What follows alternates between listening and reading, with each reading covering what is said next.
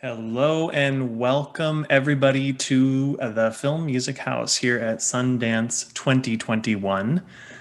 So excited to have everybody here. Welcome, welcome.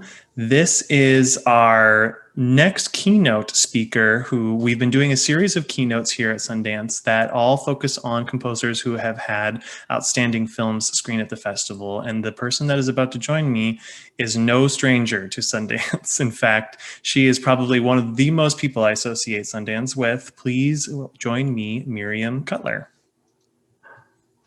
Hello. Hello. Great to see you. Nice to be here. Yeah. I miss the snow. I Feels just so miss the familiar, snow. being at Sundance. Yes, I love it. It's been a really important part of my life and work. Absolutely. For those of you who might not know, Miriam is a 3-time Emmy-nominated composer for film and TV. Her passion for documentaries led her into focus on nonfiction storytelling, eventually becoming a staple in the documentary scene. Even The Hollywood Reporter crowned her the queen of doc music. Her credits include RBG, Dark Money, Love Gilda, The Hunting Ground, and so many more. Early in this festival, we had Jeff Beal on as a keynote speaker. In fact, he was day one keynote. And I told him how I associate him with the festival a lot because he's had so many films, but one person eclipses him, and that's you. You definitely are. When I think of Sundance, I think of you and Miriam Cutler and all of the amazing work you've screened at the festival. So what does Sundance mean to you? Oh, well, I have to say, the first time I went to Sundance was in 1997, and I went with my first really good documentary. It was called License to Kill with Arthur Doan.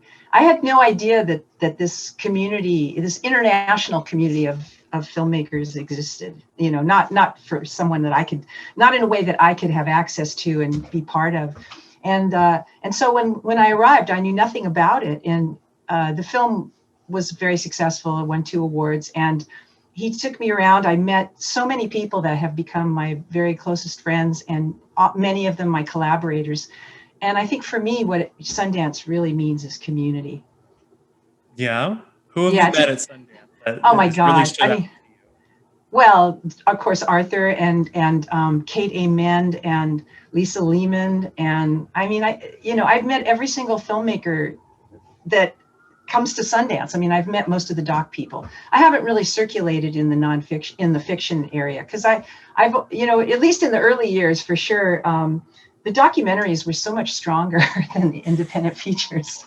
Now I think it's changed. I think things have really changed a lot, and the docs have even gotten stronger and stronger. But my area of interest was the documentary community because I really was looking for a way to have a purposeful career, not just to write music, but for me, I need a reason to do it. I need to feel like that I'm part of something bigger, that I can maybe contribute in some small way to shining a light on important stories or issues, making changes and things like that. So for me, it was like finding heaven, it really was. Have you met a collaborator at the festival, like where you first met them and then you later worked on film together? Several, but the one I think of the most is Kimberly Reed. When I first met her, she was just starting out. She hadn't made any films yet.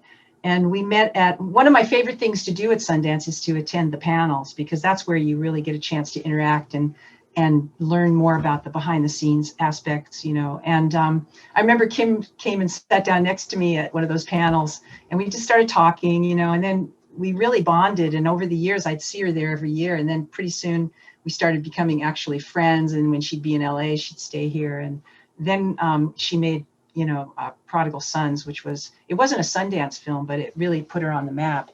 And then when she started working on Dark Money, we got together, I was able to help in the early stages and be involved as a co-producer. And so it was fantastic.